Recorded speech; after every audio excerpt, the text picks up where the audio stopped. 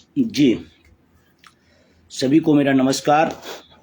जो साथी जुड़े हुए हैं, जो नहीं जुड़े हुए हैं वो तत्काल जुड़ जाएं, क्योंकि आज एक बहुत महत्वपूर्ण डेट है, आप सबको भी याद होगा। और मैंने सोचा कि जब आज ही के दिन एक बड़ा काम हुआ तो हमको लगता है कि इस पर बात करनी चाहिए थी। तो रविवार भी है और 1 जून है। मैं अपने साथियों से जानना चाहता हूँ, क्या 1 जून याद है आप सबको? अगर याद है तो कमेंट में ज़रूर लिखें। 1 जून कोई बड़ा आयोजन, कोई बड़ी ऐतिहासिक चीज़ें कितने लोगों को याद है? अपने कमेंट बॉक्स में ज़रूर लिखें। मैं जानना चाहता हूँ कि हमें याद है कि और लोगों को भी याद है? जी। और जो लोग साथी हैं अपने ग्रुपों पर और अपने साथियों तक, व्यक्तिगत रूप से ग्रुपों तक इसको शेयर कर दें, क्योंकि आज एक बहुत महत्वपूर्ण दिन है और जिस पर चर्चा करना अति आवश्यक है। और मैं अपने साथियों से ज़रूर करूँ कि अपने कमेंट बॉक्स में जो आज हुआ था उसको ज़रूर लिखें, जैसे और सारे लोग जो जुड़ रहे हैं उनको पता चले कि आज हम लाइव क्यों आए हैं, किस पर बात करनी है और कितनी महत्वपूर्ण है, इन्हीं सब चीज़ों पर। तो अपने कमेंट बॉक्स में अगर मेरी बात को सुन रहे हैं साथी लोग, तो अपने कमेंट बॉक्स में आज 1 जून है इसको ज़रूर लिखें कि आज क्या हुआ।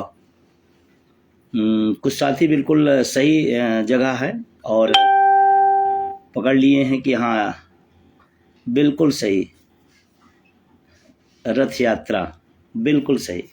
मैं ही जानना चाहता था कि कितने साथियों को याद है, कितने लोग को याद नहीं है। आज ही के दिन रथ यात्रा हुई थी। कहाँ से कहाँ तक हुई थी?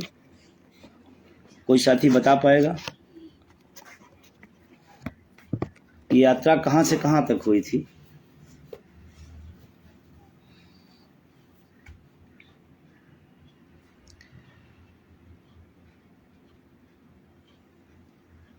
कितनी दूरी तय की गई थी?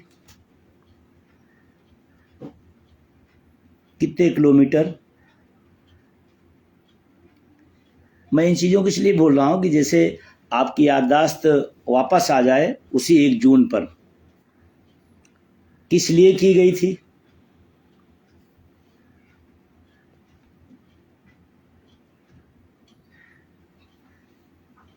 कोई साथी बताएगा किस लिए की गई थी?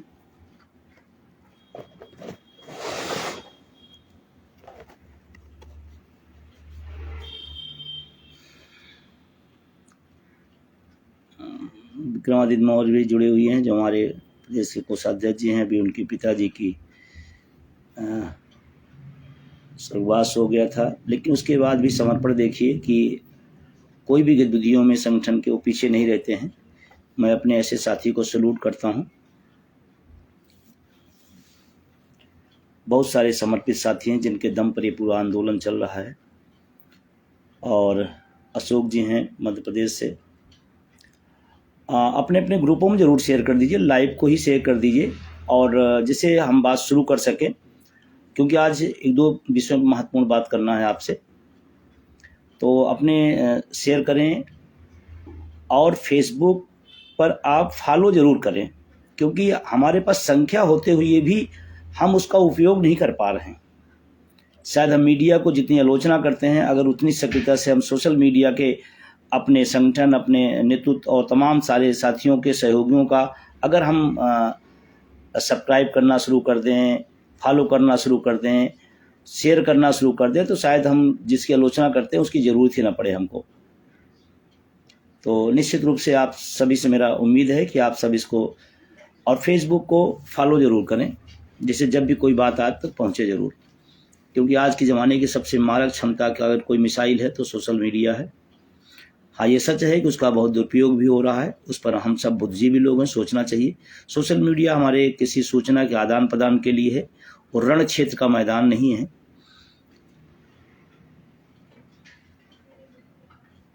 तो एक दो लोगों ने लिख पाया, बाकी हमको लगता है वो साथी भूल गए क्या। 1 जून 2023 शिक्षक कर्मचारी के इतिहास की सबसे बड़ी घटना। शिक्षकों कर्मचारियों के सबसे महत्वपूर्ण विषय पर सबसे ज्यादा लंबा संघर्ष।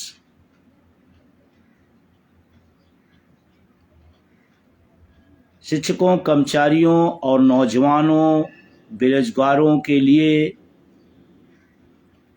जो आवाज मुखरता से उठी वो 1 जून को चंपारण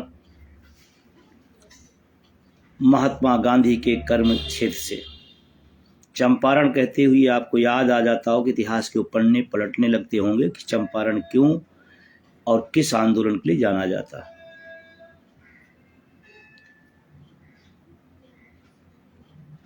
मीडिया एक साथी ने लिखा कि हमारे आंदोलन ने दिखाती, सच है, लेकिन आपके हाथ में एक मीडिया है, वो बहुत बड़ी ताकत है, उसका इस्तेमाल अगर हम सब कर ले तो बहुत बड़ी बात होगी।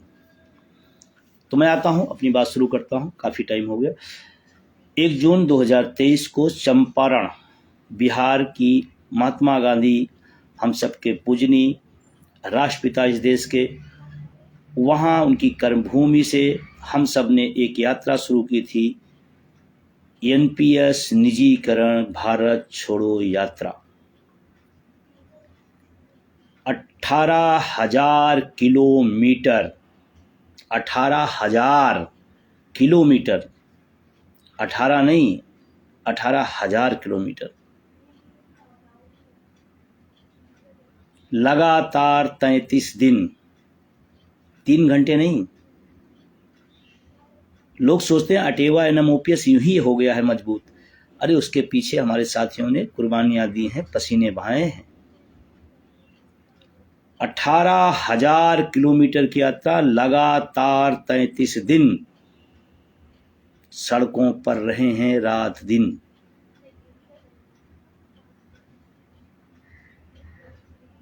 और जब भी इस यात्रा की चर्चा आती है, जेहन में बात आती है, तो उम्मीद की एक किरण दिखना शुरू होती है। जब देश में चारों तरफ अंधेरा था,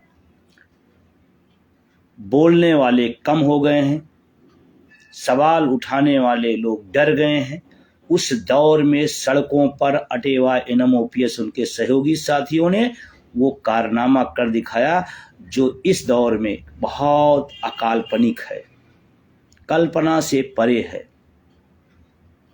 लखनऊ से हम लोग निकले 30 तारीख को। इधर उत्तर प्रदेश का जो पूर्वांचल का क्षेत्र है, वहाँ यात्रा शेड्यूल में नहीं थी, क्योंकि यात्रा चंपारण से शुरू होनी थी। लेकिन मैं अपने साथियों को, चाहे वो बाराबंकी हो, चाहे वो फैजाबाद हो, चाहे वो आपका बस्ती हो, गोंडा हो, आपका संत कबीर नगर हो, गोरखपुर हो या कुशीनगर हो, ये पूरा का पूरा जो पश्चिमी था, यात्रा शुरू करने के लिए जा रहे थे, लेकिन सैलाब ऐसे सड़कों पर उतरा जैसे लगता है यात्रा यहीं से शुरू हो रही है। मुझे फख्र है अपने साथियों पर, अपने आंदोलन पर, अपने बैनर पर। हम आलोचक नहीं हैं, हम संगठनों की दिन रात आलोचना नहीं करते रहते हैं, हम किसी व्यक्ति को लेकर दुराग्रह नहीं रखते हैं, हम काम करते हैं, हम विजन रखते हैं, हम रोड मैप तैयार करते हैं सब लोग मिलकर के, और उस पर संघर्ष करते हैं। किसी के नाम लेकर आलोचना करने से प्रसिद्धि मिले तो फिर दूसरा काम ही ना हो। गोरखपुर से जैसे ही हम लोग बिहार के बॉर्डर पहुंचे, हमारे बिहार के शशि भूषण जी, वरुण पांडे जी और उनकी पूरी बिहार की टीम वहां पर स्वागत की, और उसके बाद रात विश्राम हुआ। फिर हम लोग चंपारण से 1 जून को यात्रा शुरू किए। आज मैं इसीलिए अचानक, मैं जनरली रात में आता था, लेकिन आज अचानक मैं इसीलिए आया कि वो क्षण हो रहा है, यही लगभग टाइम था जब हम उस एक महान और ऐतिहासिक यात्रा को शुरू कर रहे थे।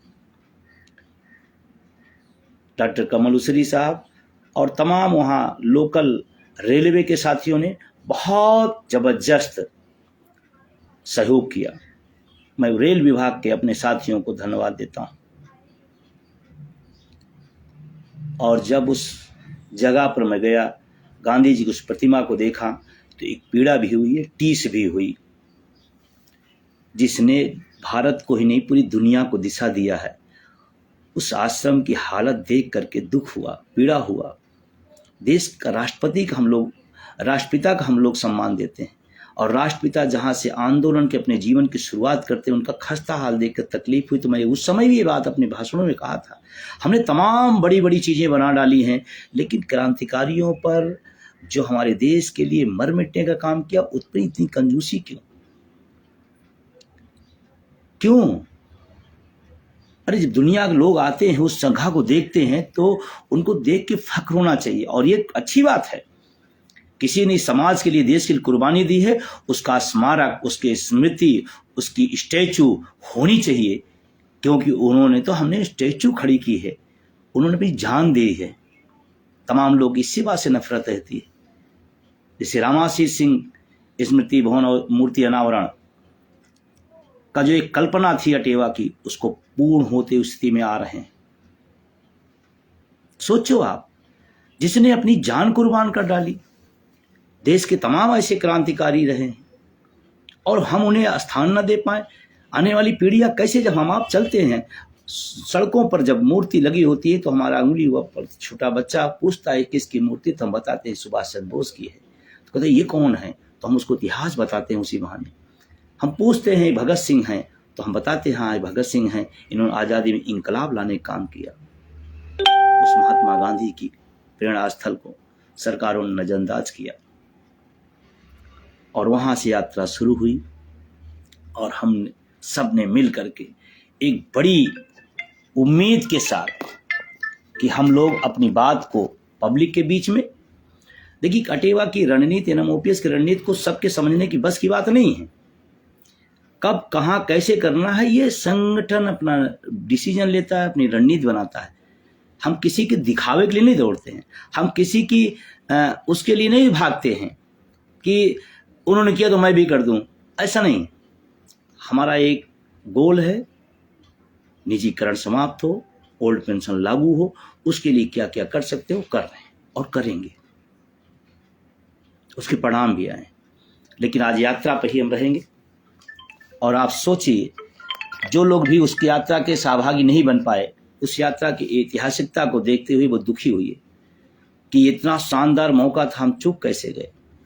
चंपारण से निकलते हुए तमाम बिहार के राज्यों के बीच बीच में जाते जाते जाते जाते हम सब ने बिहार के उन तमाम प्रमुख स्थानों पर इस यात्रा को ले जाए। लेकिन बिहार के साथियों को मैं धन्यवाद दूंगा कि उन लोगों ने बहुत तत्परता के साथ अपने काम को आगे बढ़ाया, और हम सब उस क्षण भी नहीं भूल सकते हैं जब हाईवे पर शाम 6 बजे से हमारी मात शक्तियाँ इंतजार करी और हमारा रथ 12:30 बजे रात को पहुंचा था, तब भी वो हाईवे पर खड़ी थी। पूछा गया क्यों, तो उन्होंने कहा ऐसा न हो कि हम इस सुखद स्थिति से, इस संघर्ष की वेला से हम वंचित हो जाएं, तो हम हाईवे पर खड़े होकर इंतजार कर रहे थे रात 12:30 बजे। आप कल्पना करिए, 6 बजे से शाम को 12:30 बजे रात। हमने पूछा आप किसके साथ आई हैं, उन महिलाओं को उत्तर सुन करके मैं तो बहुत ही उत्साहित हुआ। उन्होंने कहा मैं साथ नहीं आई हूँ, मैं अपने पति को साथ लेके आई हूँ, मैं किसी के साथ नहीं आई हूँ। हमें लगा कि यात्रा बहुत जरूरी है। छपरा में पहुंचा, रेलवे के साथियों का पूरा छपरा का रेल स्टेशन भरा पड़ा था। हम कहाँ कहाँ के नाम लें, नाम नहीं ले पाते, किसी का तो छूट जाता तो लोग कहते हैं कि हमारा नाम नहीं है, हमारा स्थान का नाम है। मैं पूरी बिहार की बात कर रहा हूँ। तमाम जगहों पर विशाल विशाल कार्यक्रम हुए। वहाँ से हम लोग प्रवेश करते हुए कहाँ आए, बलिया, बागी बलिया, जहाँ तो सारे रिकॉर्ड तोड़ दिए। शायद राजनेताओं के, राजनीतिक दलों के भी इस तरह यात्राएं, बड़े छोटे मोटे दल तो कर नहीं पाते, बड़े दल करते भी हैं, तो इतना उत्साह लोगों में होता। बलिया के उस बागी बलिया पर मुझे फक्र है कि मैं जयप्रकाश जी की उस भूमि पर गया, रात रुकने का मौका मिला। बलिया की हमारी टीम ने पूरे ढंग से बहुत अच्छी व्यवस्था, और हम सब ने वहाँ पर सुबह शुरू की यात्रा। बलिया से उत्तर प्रदेश की यात्रा शुरू हुई। हम लोग लगातार चलते चलते बलिया से निकल करके हम लोग आए गाजीपुर। गाजीपुर का तो नारा ही अलग है, इज्जत था बलिदानी है, गाजीपुर का पानी है। फिर वहाँ से बनारस, चंदौली, रेल का जुहूम जो रेलवे का निकला, चंदौली में हो चाहे बनारस में हो, वहाँ से, और सुबह 7 बजे यात्रा शुरू होती थी, रात 12 बजे, 1 बजे, 2 बजे, 3 बजे। क्यों पसीना बहाया जा रहा था? 1 जून समझते हैं, 45 का टेम्परेचर। क्यों लोग सड़कों पर थे? शौक थी किसी को? नहीं, हक मारा जा रहा है, निकलना पड़ेगा, आवाज लगे। सत्ता की चमचागिरी सबसे आसान होती है, आंख में आंख मिला के बात करना आसान नहीं होता है। और अटेवा एनम ओपीएस उसके साथी सरकार से सवाल पूछते हैं, मेरी पेंशन कहाँ गई? कहाँ गई मेरी ओल्ड पेंशन? उलझाओ नहीं एनपीएस यूपीएस में। जिनको संशोधन चाहिए और जिनको दलाली चाहिए उनको मुबारक हो, लेकिन इस देश का आवाम, इस देश का कर्मचारी, इस देश का शिक्षक, वो चाहता है old pension scheme.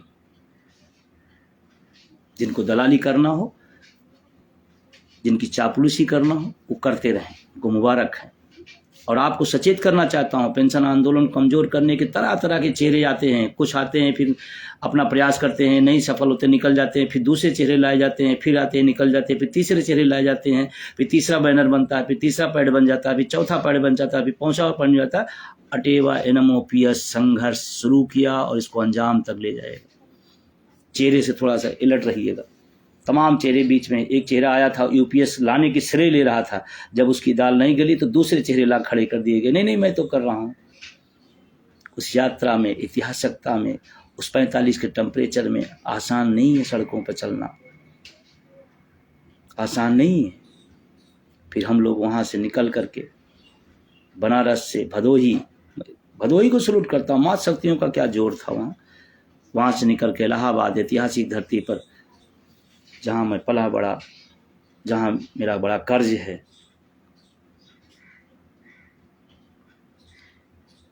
अटेवा Allahabad Prayagraj की टीम ने गजब का काम किया और कंपनी बाग के उस आज़ाद अफरन पार्क में जो सैलाब उमड़ा था वाकई देखने लायक था। मैं उसी गली गली के चप्पे चप्पे से परिचित हूँ कि वहीं पला हूँ, वहीं बड़ा हूँ।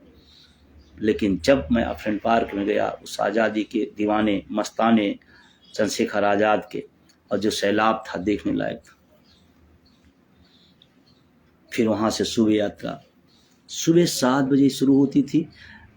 रथ पर पहुँचना उतरना, दिन दिन में 200 बार उतरना और चढ़ना हुआ करता था। गाड़ियों का काफिला हुआ करता था, जन समूह अपरंपार हुआ करता था। धूप नहीं देखता था, टेम्परेचर नहीं देखता था, उसके अंदर एक लौ है, उसकी एक ललक है ओपीएस की। इलाहाबाद से जब 7 बजे निकला, लंबी यात्रा थी उस दिन की। इलाहाबाद से प्रतापगढ़, प्रतापगढ़ से अमेठी, अमेठी से सुल्तानपुर, सुल्तानपुर से रायबरेली, रायबरेली से रात लखनऊ 2:30 बजे रात को। कुछ लोगों को होता है कि इतनी गहरी जड़ें कैसी हो गई हैं अटेवा की। गहरी आलोचनाओं से नहीं हुई हैं, गहरी संघर्षों से हुई हैं। और जिनको लगता है कि अटेवा कुछ नहीं कर पाता है तो वो करा दे, करा पाना नहीं है, आंदोलन को इधर से उधर डिस्टर्ब करना है। फिर हम लोग कहाँ से पहुंचे? लखनऊ, रायबरेली, अमेठी, सुल्तानपुर का वो नज़ारा, अमेठी के साथियों का कदम कदम पर, चप्पे चप्पे पर स्वागत द्वार बनाए गए थे। अमेठी में उसके बाद सुल्तानपुर, वो सुल्तानपुर के साथी अगर हमारी बात सुन रहे हो तो मैं इसी ऐतिहासिक बात करता हूँ, जो ओवरब्रिज था ऐसा तो राजनीतिक नेता और राजनीतिक दल नहीं कर पाए होंगे। इसमें कोई छूट जाए तो यह नहीं कि मेरा उसके प्रति कोई दुर्भावना है। कभी कभी लोग सोचते हैं कि अरे तो मेरा छूट गया। वहाँ से निकल करके फिर सुल्तानपुर से निकला, फिर पहुँचा आपका रायबरेली रात के 12:30 बजे। कभी सुना है किसी शिक्षक कर्मचारी संगठन रात की 12 बजे कोई सभा हो कर रहा होगा? राजनीतिक दल की औकात नहीं कर पाने की कर्मचारी और शिक्षक संगठनों की बात ही छोड़ दीजिए आप। और इस पूरी यात्रा में सफाई कर्मचारियों ने, हमें रामेंद्र श्रीवास्तव और उनकी पूरी टीम ने जिस तरह का समर्पण दिखाया है, कम वेतन भोगी होते हुए भी सबसे बड़ा जज्बा उन लोगों ने दिखाया। हम लोग रायबरेली से आए लखनऊ, अगले दिन यात्रा शुरू थी। सिंचाई विभाग और तमाम विभाग, PWD, तमाम विभाग जो भी हैं, सबकी बात मैं कर रहा हूँ, चाहे PGI हो, चाहे वो लोहिया हो, चाहे वो बलरामपुर अस्पताल हो, चाहे वो KGMU हो, या तमाम सारे विभाग के लोग।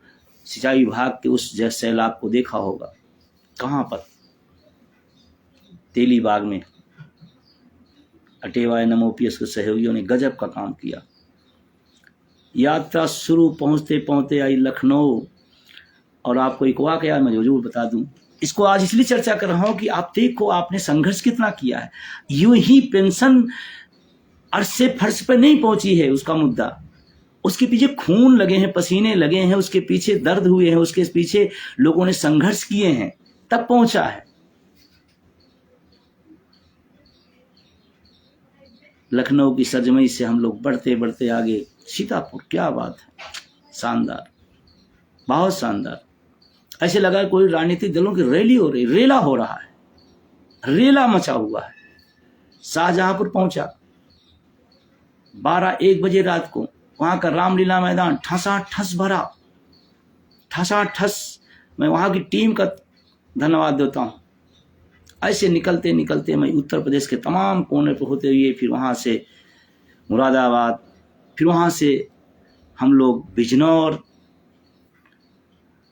का तो एक फोटो इतना ज़्यादा वायरल हुआ, लोगों ने कहा कि ये कौन है। वहाँ के साथियों ने इस तरह से बग्घी और इस तरह का स्वागत, तो मतलब, और रास्ते की चर्चा मैं आपको करूं तो हम लोग लेकर के सत्तू निकले थे, हम लेकर के बिस्किट और लैया निकले थे कि हो सकता है कहीं ना मिले हमारे साथियों जो हमारे साथ चल रहे हैं, उनको भूखे हों, प्यासे हों, तो उनको कम से कम हम दे पाएँ कुछ। लेकिन मैं आपसे बताऊं, आश्चर्यजनक बताऊं, ये देश जो लोगों के लिए लड़ते हैं उनके लिए देश पलकों बिछाए बैठा रहता है। ये मुझे एहसास हुआ। जितना ज्यादा लोग, कोई फल लेके आ रहा है, कोई मिठाई लेके आ रहा है, कोई पानी लेके आ रहा है, कोई कुछ लेके आ रहा है, कोई नमकीन लेके आ रहा है, कुछ भी, वो जितना रथ में रखता था उससे ज्यादा हमको अगले स्टेशन पर उसको उतार के दूसरे को देना पड़ता था। पहुंचते पहुंचते हम सब बिजनौर से फिर उत्तराखंड पहुंचे। पहाड़ी इलाका, मैदानी नहीं था, जहां पर कुछ दूरी तय करने में कई घंटे लगते हैं। एक जज्बा था, उम्मीद थी इस यात्रा से। वहां के हमारे एनएम OPS उत्तराखंड के साथियों ने बहुत ही लाजवाब अपने कार्य किया। उत्तराखंड की उन गलियों पर घूमते हुए, हाँ साथी, बिल्कुल मैंने कहा कि अगर कोई छूट जाता तो ये नहीं मेरा कहना है कि मैं उसके प्रति, हो सकता है जहाँ 50 नाम हो तो वहाँ विषय लखीमपुर, हमारी शानदार टीम, और हमको लगता है वहाँ भी बहुत लेट पहुँचा था मैं, लखीमपुर में भी। और वो लखीमपुर से बहुत टूरिस्ट क्षेत्र था जहाँ पर रोड बना हुआ था, जहाँ से लखीमपुर का बहुत टच नहीं होता, उस रोड पर बेचारे आए हो बहुत। और मैं इस बात के लिए मैं धन्यवाद देना चाहता हूँ तमाम विभिन्न संगठनों को भी, उनके नेताओं को भी, कि उन लोगों ने निष्पक्ष भाव से तटस्थ होकर के इस आंदोलन को अपनी मदद दी। मैं उनका भी शुक्रिया अदा करता हूँ, जिन लोगों ने इस आंदोलन को बढ़ाने में थोड़ा भी अपना योगदान दिया, मैं सबके प्रति कृतज्ञ हूँ। अब बहुत लंबा हो जाएगा एक एक चीज़ों को करते हुए, फिर आप भी उबेंगे, लेकिन हमको लगता है आपको सुनकर अच्छा लग रहा है, क्योंकि जिस तरह कमेंट आ रहे हैं, जिस तरह से लोगों का सक्रियता दिख रहा है, उनको लग रहा है कि चलो एक बार फिर वही दृश्य सामने आ रहे हैं जो 1 जून 23 से शुरू होकर के यात्रा चली थी। पहुंचते पहुंचते हम लोग, मैं बताऊं, हरिद्वार, हमारा वो रोहित शर्मा और उसकी पूरी टीम उस ज़िले में बहुत अच्छा काम किया, बहुत जज्बाती और जोशीला साथी हमारा। और एक, अब मेमोरी में याद नहीं आ रहा है, एक तो उत्तराखंड का कोई एक छोटा सा ब्लॉक था, जब हम लोग निकल करके सहारनपुर तरफ जहाँ से एंट्री कर रहे थे, वो नाम को स्पेशली याद नहीं आ रहा मुझे, वहाँ तो वो ब्लॉक था, लेकिन ऐसा लग रहा था कि वही कोई मंडल का प्रोग्राम हो, गजब का। वो गाड़ियाँ, वो लोग, वो सैलाब, मतलब अद्भुत था, अद्भुत था। जो भी छूटे उनको प्रति ये न रखें कि हमने छोड़ा, हमारा बस इतने था कि आपको फिर से हम याद दिला दें कुछ भूले बिसरी जो हम लोगों ने संघर्ष किए हैं, उनको नए लोगों को भी पता चले जो लोग उस समय नहीं रहे होंगे। और उसमें जब गीत बजता था धर्मेंद्र गोयन जी और सुमन कुरेल जी का, वाह, पूरा मजा ला देता था, पूरा धूम मचाता था, एक्साइटमेंट पैदा कर देता था। बहुत बड़ी।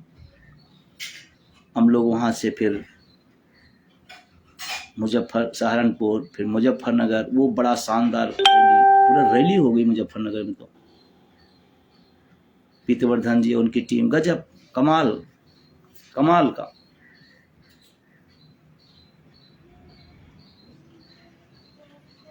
कंटिन्यू रखें, इसका मतलब आपको समझ में आ रहा है। और कुछ लोग करें छुट्टियों में भी यात्रा होगी। हाँ, एक यात्रा करेंगे, अभी जल्दी ही करेंगे, क्योंकि अब हमको लगता है हम सब हर उपाय किए हैं। मतदाताओं को भी जागरूक करना जरूरी है, और पढ़े लिखे मतदाताओं को सबसे ज़्यादा अपने लक्ष्य पे आना होगा। जातियों, पार्टियों, रंगों, भेदों में उभर करके बुद्धिजीवी समाज को अगुवाई करना होगा। बुद्धिजीवी समाज को आगे आना पड़ेगा।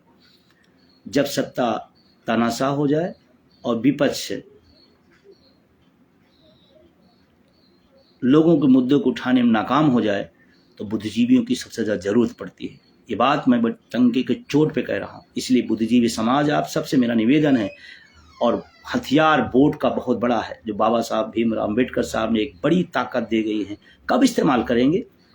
कभी कोई लोग कहते नहीं नहीं नहीं, वो तो पढ़े लिखे को राजनीति से क्या ले। बिल्कुल, मैं आपसे साथ साथ कहता हूँ, मैं इस बात को कहता हूँ, कोई व्यक्ति गैर राजनीतिक हो ही नहीं सकता। जो वोटर हो गैर राजनीतिक हो ही नहीं सकता। वोटर, इसका मतलब गैर राजनीतिक कैसे हो सकता है? और जो कहते हैं गैर राजनीतिक, वो सबसे ज्यादा राजनीतिक होते हैं। और मैं तो इतना ही कहता हूं कि आपके पास वोट का अधिकार है, तो उसका इस्तेमाल करिए, और सबसे पहले अगुवाई करिए। वोट की ताकत खुद जानिए और लोगों को पहचानिए, और इस आंदोलन को एक नई मुकाम, एक नई दिशा की तरफ चलिए। फिर कहते ये तो नहीं था पहले प्लान में। हाँ भाई, सही है, मैं कह रहा हूं नहीं सही है। मैच जीतने के लिए जो रणनीति बनानी होगी वो सब बनाई जाएगी। परिस्थितियों के अनुसार रणनीतियां बदलनी पड़ती है, तभी आप सफल होंगे। किसी क्रिकेट के मैच में आपने सुना कि कप्तान का मैं तो मैच फास्ट बॉलर लेकर उतरूंगा और मैं मैच जीतूंगा। फास्ट बॉलर नहीं चल रहा है तो स्पिन नहीं चलाएगा, वो मीडियम प्रेशर नहीं चलाएगा। नहीं, आप तो कहते फास्ट बॉलर लेकर उतरेंगे। अरे भाई, मैच जीतना है, ओपीएस लाना है, ये रास्ता, वो रास्ता, ऐसे रास्ता, कोई भी रास्ता, हर रास्ते अपनाए जाएंगे उस लक्ष्य तक जाने के लिए। अच्छा लगे तो, बुरा लगे तो, मुझे बुरे लोगों से, आलोचक से हमें बहुत ज्यादा चिंता नहीं होती है, क्योंकि वो चाहे आप जो करोगे, आलोचना उनके हाथ में है, उनकी विवेकशीलता है। लेकिन जो हमारे चाहने वाले हैं, जो अटेवा के हैं, जो एनएमओपीएस के हैं, जो मेरे सहयोगी हैं, उनकी एक एक बात मेरे लिए महत्वपूर्ण है। फिर हम लोग निकल करके उधर से तमाम जिलों से घूमते घूमते मुजफ्फरनगर से फिर हम लोग आए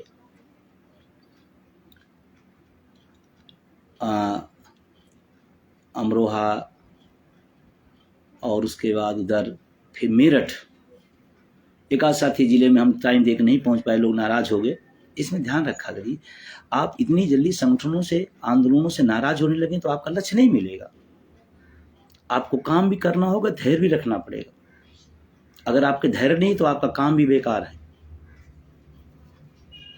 मेरठ में एक घटना मैं जरूर याद दिलाऊंगा। वहाँ पर विश्वविद्यालय के लोगों ने अंदर रथ ले गए, और एक थाली थी, उसमें जल या पानी जो भी था, कुछ फूल था, उसमें मेरे पैर को रख कर धुलने का उन्होंने अनुरोध किया, तो मैंने मना किया। मुझे थोड़ा सा इस सब चीज़ें अच्छा नहीं लगता है, लेकिन उन्होंने कहा सर, मेरठ यूनिवर्सिटी की परंपरा रही है कि हमारे यहाँ कोई अतिथि आता है तो हम ऐसे ही उसका स्वागत करते हैं। फिर ना चाहते हुए, असहमत होते हुए भी उनकी भावना का ख्याल रखते हुए कराना पड़ा। वो घटना मेरे दिलो दिमाग में ऐसी हुई कि लोगों की चाहत क्या है, मतलब क्या अद्भुत लोगों क्या सोच है। विजय बंदूक गिरा लेने से तुम्हारा कोई फायदा नहीं होगा, अटेवा को खत्म करने से तुम्हारा कोई फायदा नहीं होगा। तुम्हारा फायदा तब होगा जब यह आंदोलन जीत जाएगा, तुम भी उसके खिलाफ हो। और मेरठ में वो क्षण अद्भुत था, जिस तरह से यूनिवर्सिटी के साथियों ने, मेरठ के अटेवा के साथियों ने, तमाम विभागों के लोगों ने स्वागत किया, अद्भुत था। फिर उसके बाद मेरठ से फिर निकला, फिर तमाम बुलंदशहर वो रथ, वो महिला बुलंदशहर की हमारी मातृ शक्ति, वो खुद खुली जीप चला रही थी। मतलब मुझे लगा कि झांसी की रानी भी इस आंदोलन में कूद पड़ी हैं। और पूरी यात्रा उसने अपने हैंडल से बैठा कर कराया। फिर हम सब बढ़ते बढ़ते बढ़ते रात में पहुँचे अलीगढ़। बहुत टाइम हो गया। अलीगढ़ लोगों ने कमाल ही, मतलब मैं क्या बताऊं, किसकी चर्चा करूं, इसको छोड़ूं, किसको बोलूं, मैं समझ नहीं पा रहा हूं। जिनका छोड़ जाता है तो वो दिल से नहीं छूट रहे हैं। हो सकता है अभी कोई बात करते हो तो 10 बात में एक आध दो बात मिस हो, तो किसी का जिला, किसी का नाम कोई माने नहीं। मैं आप सबसे कहता हूं कि आप अपने मुद्दे को देखिए, अपने बैनर देखिए। एक चीज़ ध्यान रखिएगा, मैं आज फिर सचेत करना चाहता हूँ, लाइव आकर कह रहा हूँ, आपका मुद्दा आपके लिए अहम है और आपका बैनर आपके महत्वपूर्ण है। कोई व्यक्ति आपके लिए महत्वपूर्ण है कि वो आए थे चले गए तो मैं भी चला जाऊं, फिर आपका विजन नहीं है। आपका बैनर लक्ष्य है ओपीएस और आपका बैनर अटेवा एनएम ओपीएस, बस। इसके अलावा दुनिया की कोई चीज़, कौन आ रहा है, कौन जा रहा है, कौन छोड़ रहा है, सबके अपने अपने लक्ष्य हैं, अपनी अपनी महत्वाकांक्षाएं हैं, उसमें बहुत ज़्यादा नहीं। फिर अलीगढ़ से सुबह निकला, मैं पहुंचा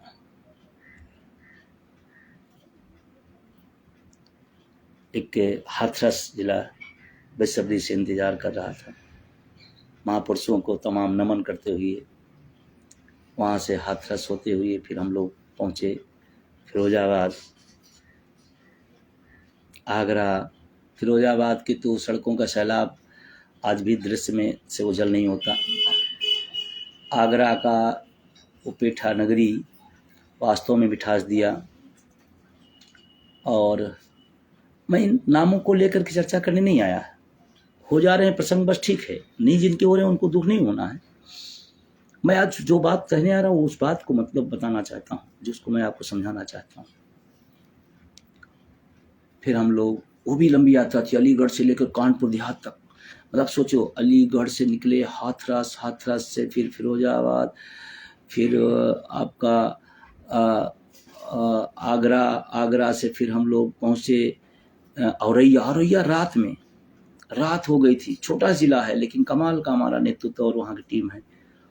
उसके बाद फिर कानपुर देहात, कानपुर देहात, इन तमाम जिलों से गुजरते हुए जो उसका अनुभव है, मैं आपसे कहना चाहता हूँ, वो अनुभव अमिट है, अविस्मरणीय है।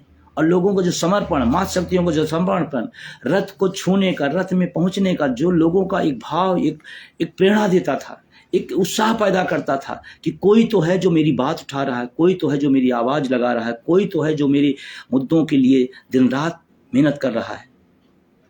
सच, ये देश बहुत प्यार देता है। 2:30 बजे कानपुर देहात में आया था। मैनपुरी भूल गया वो, वहीं से हमारा परिवार भी शामिल हुआ था मैनपुरी से। और फिर कानपुर देहात तक आए। सुबह फिर 2:30 बजे पहुंचा, 3:30 बजे खाना खाया, सुबह 7 बजे फिर वो कानपुर देहात तो भी अद्भुत ही है, सब कुछ कहने नहीं। औरैया में जालौन के भी साथी थे, निश्चित रूप से। जालौन हमारा इस समय पहले कमजोर था, अब अच्छा हो गया और अभी और उम्मीद करता हूँ अच्छा होने को। कानपुर से गाड़ियों का काफिला, अब बहुत दिन बीत गई है लेकिन आज मैं चर्चा कर देना चाहता हूँ। घटना घटी थी कानपुर देहात से और कानपुर शहर आने में। मेरा रथ निकला जब, तो एक दरोगा जी आए और मुझे सलूट किया, कहा थैंक यू सर, धन्यवाद, जय हिंद। मैं तो सर वर्दी में हूँ, तो मैं यात्रा में सुरक्षा दे सकता हूँ लेकिन आपका सहभागी नहीं बन सकता हूँ। वर्दी का है, कानून है, नियम है। मैंने कहा ठीक है, अच्छी बात है, आप जो कर सकते हो वो करिए। उन्होंने कहा मैं भी कर सकता हूँ। घटना बीत गई है, अब उसका कोई सरकारी और प्रशासनिक न करे। उन्होंने कहा मैं भी कुछ कर सकता हूँ, और उन्होंने बहुत कुछ किया। तमाम गाड़ियाँ थी, तमाम टोल प्लाजा थे। उन्होंने कहा इसी तरह मेरा योगदान है, और गाड़ियाँ हमारी निकलती चली आईं। अद्भुत है यात्रा, अद्भुत है आंदोलन। कौन किस रूप में कहाँ पे खड़ा दिखाई पड़ेगा।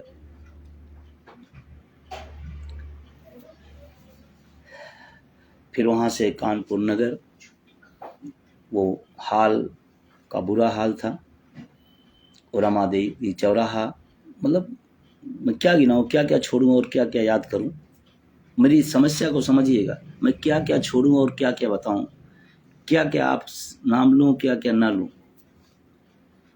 कानपुर देहात से कानपुर शहर, शहर से फिर हम लोग पहुँचते हैं फतेहपुर। फतेहपुर के बॉर्डर से ही लोगों का लगातार मिलना, और हाईवे पर फतेहपुर में जो विशाल गाड़ियों का काफिला, चाहे फोर व्हीलर हो, चाहे वो बाइक हो, चाहे जो हो, मतलब वो दृश्य तो कमाल का है। वहाँ की ताकत, वहाँ की टीम, वहाँ के मैनेजमेंट, निधान का जो समर्पण,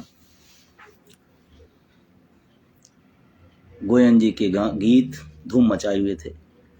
करते करते हम लोग फिर पहुँचे फतेहपुर से कौशाम्बी, फिर वहाँ से बांदा, और बीच में रास्ते में तमाम जगह होती। बांदा का खाना पूरे साथियों को आज भी याद है। अद्भुत था, सादा था, बहुत लाजवाब था। फिर वहाँ से हम लोग यात्रा को आगे बढ़ाते हुए मध्य प्रदेश एंट्री की। डहरिया जी और उनकी पूरी टीम ने, सतना हो, कोई जगह हो, मतलब अद्भुत था। और जबकि थोड़े लोगों को उम्मीद कम थी, लेकिन मतलब उम्मीद से कई गुना ज़्यादा पूरे मध्य प्रदेश ने दिया। कई जिलों में, खरगोन की मैं चर्चा अगर ना करूं तो भूल जाऊंगा कि ये रहा एक पूरा शहर करीबन 5 किलोमीटर का, और मुझे निकलने में 1.5 घंटे लगे। सड़कों पर फूल था, ऊपर से बरसाए जा रहे थे, नीचे सड़कें फूलों से ढकी थी। लोग सोच रहे थे कोई मंत्री, कोई मुख्यमंत्री आए हैं क्या। ये प्यार है आपका, ये आपका स्नेह है मेरे प्रति। पूरी एमपी में जगह जगह पे अलग अलग तरीके से अलग अलग संघर्ष का शंखनाद हुआ। फिर वहाँ से हम लोग महाराष्ट्र शिवाजी की कहना ही क्या। शिवाजी की जब मूर्ति पर हम सब चढ़े और वहाँ पर जब उनको सलूट कर रहे थे, तो मन में एक आग लग रही थी कि इस धरती पर हमारे ऐसे लोग भी थे जो मुगलों से लड़े, जो अंग्रेजों से लड़े, तो क्या हम अपनी बनाई सरकार से नहीं लड़ सकते। इतने बुज़दिल हो गए हैं, इतने कमज़ोर हो गए हैं। हम उनके गीत तो गाते हैं, हम उनसे सीख क्या पाते हैं। सीखे कुछ। जो अंग्रेजों से जिसके पूर्वज लड़ सकते हैं, मुगलों से पूर्वज उनके लड़ सकते हैं, तो बनाई अपने हाथ की बनाई सरकार से हम क्यों नहीं बन सकते। ओपीएस, एनपीएस, यूपीएस सरकार बनाती है, लेकिन उस सरकार को कौन बनाता है। हम आप मिलकर बनाते हैं। और अभी आपके पास आगे मौका है बुद्धिजीवी समाज को, जिनको तय करके दिखाना पड़ेगा, नहीं दिशा हम ही देना जानते हैं। जब भी बुरे हाल में कोई देश की नीति, राजनीति गलत दिशा में जाएगी, तो सही करने का काम अलग है। बुरहानपुर का तो महिलाएं, पानी बरस रहा रात के 2 बजे। हमने कहा कार्यक्रम कैंसिल कर दीजिए। लोग कहे नहीं सर, अगर कोई व्यक्ति हमारे लिए दिन रात चल सकता है, तो एक रात हम क्यों नहीं खड़े हो सकते हैं। आपने यात्रा से क्या सीखा, क्या पाया, नहीं पाया, मुझे नहीं पता है, लेकिन मैंने यात्रा से पाया कि लड़ो, दुनिया तैयार है आपके साथ खड़े होने को। लड़ो, लोगों की आवाजें दबी हुई हैं, उसको आवाज दो आप। हमने पाया कि आप अगर 10 देते हैं तो अगला आपको 90 देने को तैयार बैठा है। बस आप ईमानदारी और कर्मठता के साथ उस मिशन को आगे बढ़ाएं। महाराष्ट्र के तमाम जगहों पर बितेश जी और उनकी पूरी टीम ने, और जहाँ पर हम लोगों ने इस कार्यक्रम का समापन का प्लान किया था, बाद में फिर वो बड़ा दिल्ली तक गया। फिर वापस महाराष्ट्र की दो खास बातें मुझे आई। एक तो वहाँ के जो नारे होते हैं वो जोश भरने वाले थे, दूसरा वहाँ की जो शब्दावली है वो दिल में घुसने वाली है। वो घुसी। जूनी, हम सब महाराष्ट्र से जाने, जूनी मतलब पुरानी, मतलब जूनी। वापस फिर मध्य प्रदेश से घुसते हुए दिल्ली में उस शहीद स्मारक की जगह पर हम सब लोगों ने इस यात्रा का समापन किया। इस बीच में तमाम लोगों के नाम, तमाम स्थान छूट गए होंगे। मैं सबसे माफ़ी चाहता हूँ। मेरा किसी का मतलब नहीं था कि छूटे, लेकिन बहुत लंबा हो जाएगा इसलिए मैं इसको कर रहा हूँ। मैं अब दो निचोड़ पे आता हूँ। मैं आज क्यों आया हूँ इस लाइव में? मैं इस बात पे आया हूँ कि संघर्ष से ही सफलता मिलती है, और आलोचनाओं के दौर में भी आप अपने संघर्ष को, अपनी दिशा को सही लाइन लेंथ पे लेते जाइए। आलोचक मेरे क्या, भगवान राम के, कृष्ण के, ईसा मसीह के, किसके नहीं रहे। उनका काम ही है, वो हर दौर में भेजे इसलिए जाते हैं कि कुछ लोग अच्छा काम करेंगे, कुछ लोग महान आंदोलन चलाएंगे, कुछ लोग उसको बैठ के आलोचना करते रहेंगे। उनकी बहुत मतलब नहीं है।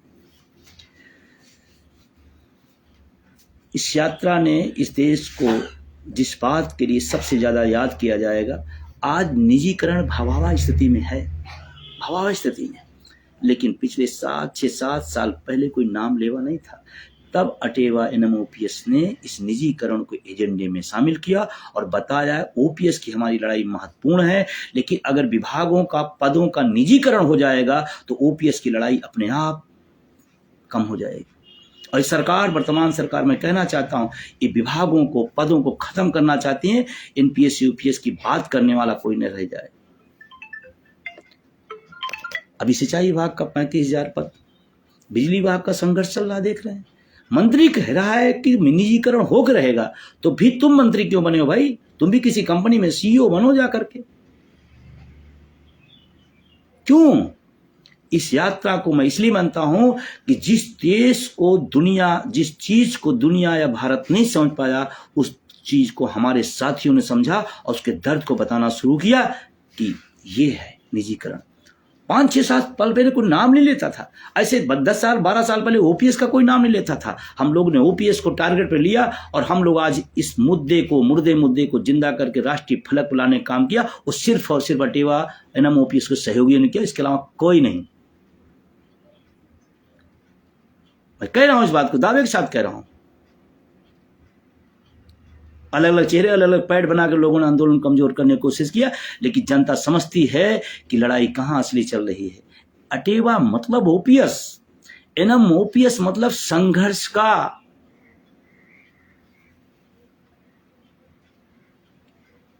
जिस निजीकरण को आज लोग समझ रहे हैं, उस निजीकरण को हम लोग 5-6 साल पहले से लोगों को अवेयरनेस करें। और आज भी मेरी जिम्मेदारी के साथ कह रहा हूं, लाइव हूं।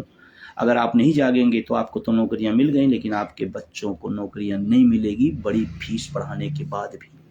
मैं कह रहा हूं इस बात को, इसलिए मैं कह रहा हूं, जागो आप, अटेवा का साथ दो, एनएम ओपीएस का साथ दो, संघर्ष में कूदो। सरकारें हमेशा हकों को कुठाराघात करने के लिए होती हैं, और सड़कों पर सैलाब लाके संघर्ष करने वाले लोग हकों को बचाने का काम करते हैं। अब आओ, बैठो मत, बुजदिली मत दिखाओ, सरकार की चापलूसी मत करो। लोग मंत्रियों के यहाँ फूल और माला पहनने जाते हैं, बता देते हैं संघर्ष कर रहे हैं। अरे यार, उस मंत्री से आपकी हिम्मत है पूछ लेने की क्या कि निजीकरण हो रहा है, बिना उसकी मर्जी के हो रहा है क्या? और उसको लाके माला पहनाते। अटेवा एनएम ओपीएस का हमेशा से प्रयास रहा है, संवाद तो हम करेंगे, लेकिन माला फूल पहनाने किसी को सिर्फ पर्चे बनाने के लिए, संगठनों और भीड़ के नाम पर, इसके लिए अटेवा एनएम ओपीएस नहीं है। निजीकरण के उस दौर को दिखाने काम 18,000 किलोमीटर रात दिन की यात्रा करके 33 दिन में इस देश को बताया कि निजीकरण कितना खतरा। और मैं कहना चाहता हूं, जाति धर्म से ऊपर उठकर देखिए, इस चश्मे को निकाल कर देखिए। आप किसी जाति धर्म के हों, अगर नौकरी नहीं मिलेगी तो आपकी तो नौकरी मारी जाएगी। आप सोचिए इस बात को। या जिनके घरों में आज घर हो गए, कार हो गई, उस किसके दम पर? उसी नौकरी के दम पर हुई। और आज वर्तमान सरकार, किसी की है हिम्मत जो कह सके इस बात को? बातें बड़ी बड़ी और है हिम्मत? मैं कह रहा हूं वर्तमान सरकार शिक्षक कर्मचारी विरोधी है हिम्मत किसी ने? यूपीएस का किस संगठन ने, शीर्ष नेतृत्व ने यूपीएस की बुराई की हो? कोई तारीफ कर रहा है, कोई संशोधन की बात कर रहा है और समझा रहा है कि यूपीएस अच्छी है। आप समझ लेना, जो यूपीएस में संशोधन की बात करे और तारीफदारी की बात करे, समझ लेना सरकार का एजेंट है वो। समझ लेना वो सरकार का कालिंदा है, कहीं न कहीं से वो आपके आंदोलन को दिग्भ्रमित करना चाहता है। इस बात को मैं दावे के साथ कह रहा हूं।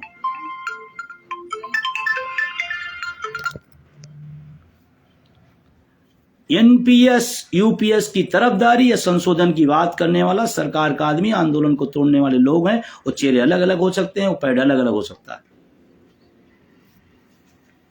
और उसके बाद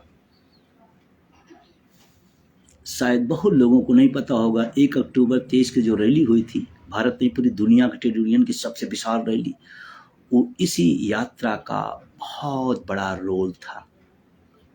बहुत बड़ा रोल था, बहुत बड़ा रोल था। अगर इस यात्रा न हुई होती तो ऐतिहासिक 1 अक्टूबर जो झलक आपने देखा वो न हुआ होता। इसी यात्रा के खून पसीने का नतीजा है।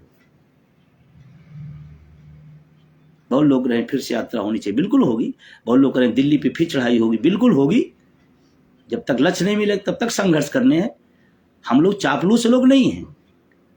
सवाल गलत होगा तो हम सवाल सरकार से आंख में आंख डाल के पूछेंगे। और जब सरकार और देश अलग अलग होती है, इस बात को समझना पड़ेगा सबको। सरकार की आलोचना देश की आलोचना नहीं होती, इतनी तो समझदारी होनी चाहिए। और जब देश की बात आती है, 1 मई को विशाल प्रदर्शन जो दिल्ली में होना, हमने इसको कैंसिल किया, क्योंकि जितना देशभक्त चिल्लाने वाले हैं उसका 10 गुना हम भी देशभक्त हैं। हम सब लोग देशभक्त हैं। एक तब जब देश पर संकट आया तो हमने उसी बड़ी से विशाल यात्रा, जो बड़ी तैयारी थी दिल्ली के एक जंतर मंतर पर, उसको हमने कैंसिल किया देश हित में। लेकिन जब देश की बात आई तो देश के साथ खड़े होंगे। जब सामान्य स्थिति हो तो मुद्दे के साथ खड़े हैं और खड़े रहना चाहिए। देश प्रथम है, लेकिन सब सामान्य स्थिति में हमारा मुद्दा भी प्रथम है। हम देश के लिए अगर खड़े हो सकते हैं तो अपने ओपीएस के लिए भी खड़े हो सकते हैं, बुढ़ापे की लाठी के लिए खड़े हो सकते हैं। निजीकरण के खिलाफ मैं आपसे एक सवाल दागना चाहता हूं। कौन सी ऐसे राष्ट्रवादी सरकार है जो सरकारी संपत्तियों का निजीकरण करे? और अगर वो सरकार, वो मंत्री, वो विभाग, अगर किसी विभाग का, सरकारी संस्थाओं का, सरकारी विभागों का, सरकारी पदों का निजीकरण करता है, वो राष्ट्रवादी हो ही नहीं सकता। क्योंकि जिसको राष्ट्र प्यार है उस सरकारी तंत्र को मजबूत करना चाहता है। वो हो ही नहीं सकता। रेल बिक जाए, भेल बिक जाए, शिक्षा बिक जाए, चिकित्सा बिक जाए, और राष्ट्रवादी, एक राष्ट्रवादी तो कहेगा हमारे देश में शिक्षा की व्यवस्था सरकार की जिम्मेदारी है, परिवहन की व्यवस्था सरकार की जिम्मेदारी है, शिक्षा की व्यवस्था सरकार की जिम्मेदारी, रोजगार देना सरकार की जिम्मेदारी है। सरकार की क्या जिम्मेदारी है? घर घर क्या पहुंचेगा? रोजगार पहुंचा दीजिए। सरकार कोई जरूरत नहीं पड़ेगी, किसी चीज की जरूरत नहीं पड़ेगी, सिर्फ रोजगार, शिक्षा और रोजगार और चिकित्सा पहुंचा दीजिए। आपको कोई काम नहीं करना है। 3 काम आप ये कर दीजिए, शिक्षा, चिकित्सा और रोजगार कर दीजिए, फ्री कर दीजिए। रोजगार, कहते रोजगार, पद खाली पड़े हैं, लाखों लाखों पद खाली पड़े। क्यों खाली पड़े हैं? किसी मंत्री का पद खाली पड़ा, किसी विधानसभा और सांसद का पद खाली पड़ा हुआ, क्यों नहीं खाली? क्यों खाली पड़े हैं लाखों पद? हजारों साल से इलाहाबाद में लड़के शिक्षा की भर्ती के लिए आंदोलन कर रहे हैं, तो उनको जातियों, धर्मों और पार्टियों में बांटने का बात की जा रही है। इस देश की मीडिया को क्या हो गया? मैं जिम्मेदारी से कहना चाहता हूं, आज इस देश में जितना राजनेताओं की आलोचना और इससे कई गुना ज्यादा इस देश में मीडिया की आलोचना। मीडिया को अपना आईना फिर से देखना चाहिए एक बार, कि ऐसा क्या हम कर रहे हैं कि जो देश के लोग आलोचक हो गए। और मैं एक बात जरूर कहना चाहता हूं, सरकार अलग होती है, देश अलग होता है। हमने प्रधानमंत्री बनाया है, प्रधानमंत्री कमी करेंगे, हम आलोचना करेंगे। हमारा हक मारा जाएगा, मैं सरकार से पूछूंगा कि मेरा हक क्यों नहीं।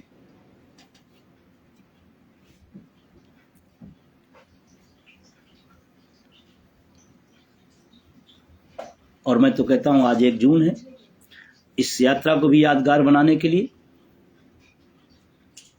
और 5 जून को पर्यावरण दिवस है। मैं तमाम अपने संगठनों के साथियों से इसकी बातचीत हम नहीं कर पाया, लेकिन क्योंकि हमको लगता है कि अभी अचानक मुझे याद आया, अगर सहमत हो, कोई बात नहीं कि लोकतंत्र में सब लोग सहमत हो नहीं सहमत हो, लेकिन 1 तारीख की ऐतिहासिकता को बनाए रख लेंगे। और 5 जून को पर्यावरण दिवस है, तो मैं सभी से अपील करना चाहता हूं कि पर्यावरण के लिए भी हम लोग काम करेंगे, क्योंकि हमारी पृथ्वी हरी भरी रहेगी तो अच्छा रहेगा। तो मेरा ये आग्रह है कि अगर हो सके 1 वृक्ष पेंशन के नाम पर 5 जून को हम सब लोग अपने अपने घरों में, अपने अपने जहाँ भी जगह आपके पास हो, 1 वृक्ष पेंशन के नाम पर 5 जून को पर्यावरण के लिए, पर्यावरण की बेहतरी के लिए, अपने जीवन की बेहतरी के लिए हम सब लगा सकते हैं। लगाएं, लगाना चाहिए, क्योंकि अगर 10 पेड़ की फूल पत्ती और फल लेने के हम हकदार हो सकते हैं, तो 10 पौधे हम लगाने के भी हकदार हो सकते हैं। तो 5 जून को हम सब 1 वृक्ष पेंशन के नाम, ये मेरा आग्रह है। इन्हीं की तमाम संगठन के साथी सोचें कोई बातचीत नहीं हुई थी, कैसे हो गया, लेकिन मैं आग्रह कर रहा हूँ पर्यावरण के लिए अगर हम कर सकते हैं तो करें। हम बात भी कर लेंगे साथियों से, अगर हो सकेगा तो और अच्छी बात है।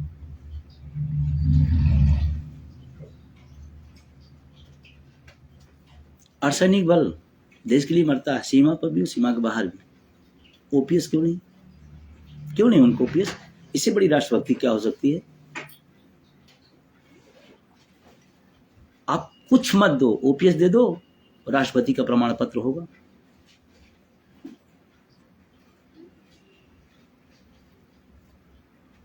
और मैं अब ज़्यादा, क्योंकि बहुत लंबा हो गया है तो बहुत लंबी बातचीत हो, लेकिन मैंने सोचा आज इस यात्रा को हम लोग फिर से याद करें और उस संघर्ष को याद करें, उस चीज़ को याद करें जिसके दम पर इस देश को एक आईना हम लोगों ने निजीकरण की जानकारी दे दे के बताने का काम किया है। और जल्दी ही हम अपनी टीम से बात करके आगे के प्रोग्राम तय करेंगे। हम जल्दी ही आपके सामने प्रयास करेंगे, पूरे साल का चार्ट आउट आ जाए। अब बीच में अचानक तय था, लेकिन अब देश पर ऐसे संकट आया जिसके वजह से उसको टालना पड़ा, और उसको सबने स्वागत भी किया। और हमको लगता है सब पढ़े लिखे लोग हैं, उसको समझा उस मसले को। बहुत लोगों की ट्रेनें बुक थी, फ्लाइटें बुक थी, बसें बुक थी, उनको तकलीफ हुई, उसकी मेरी क्षमा चाहता हूँ। लेकिन परिस्थितियाँ ऐसी थी जिसमें वो निर्णय लेना पड़ा। आपने सबने सराहा, आप सबने उसको स्वीकारा, आप सबने उसकी तारीफ की।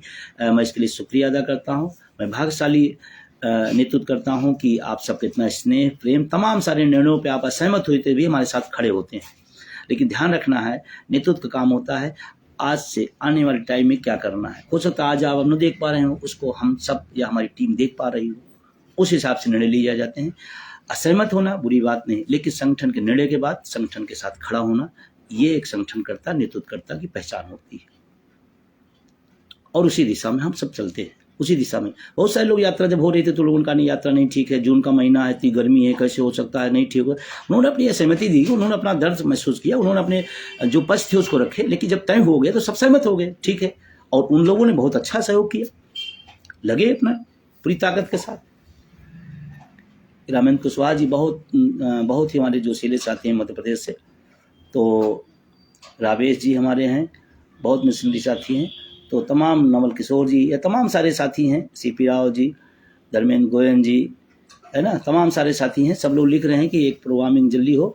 हाँ, जन क्रांति, अच्छा कुछ लोगों सवाल है। मैं निवेदन करना चाहता हूँ कि हाँ, ये बात याद आ गई।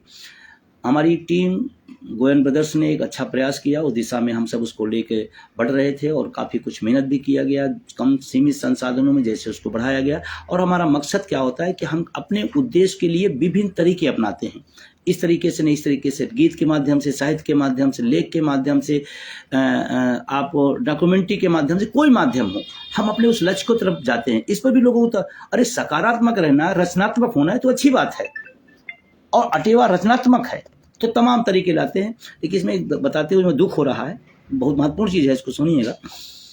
इस देश का सेंसर बोर्ड ने उसको मना किया है, लिखित में नहीं दिया कि जिससे हम आगे की किसी कोर्ट में जा सके, मौखिक रूप से। क्या हो रहा है इस देश में? कौन सी ऐसी बात उसमें है जो आप रोक रहे हैं? पेंशन हटा दीजिए, निजीकरण का गाना हटा दीजिए, विजय बंधु को हटा दीजिए, फिर होगा। ये क्या तरीका है? अरे हम अपने पीड़ा को एक माध्यम से समझाने की कोशिश कर रहे हैं, अपने लोगों को जागृत करने की कोशिश कर रहे हैं। और क्या है इसमें, और क्या है, और कौन सी बड़ी बात है?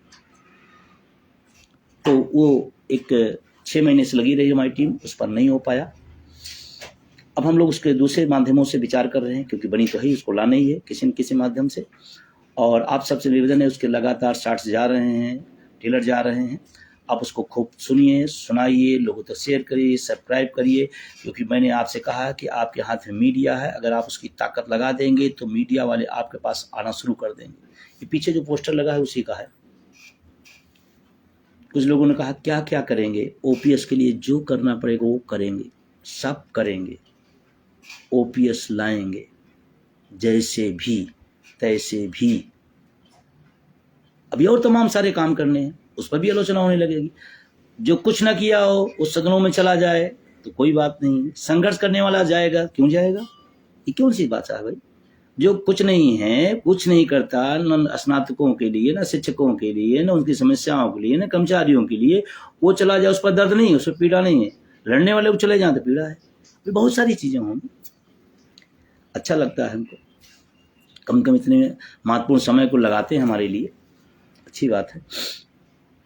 तो मैं इसके लिए अपील करना हूँ कि आप इसको ज़्यादा ज़्यादा पुरवाइए, पूरे देश के अंदर जाए, और इसको सोशल मीडिया के सब प्लेटफॉर्म करिए, फॉलो करिए, सब्सक्राइब करें, और इसको जनता तक पहुँचाएं। इसका मकसद सिर्फ ये है कि लोगों तक अलग माध्यम से, देखिए, एक बात करना,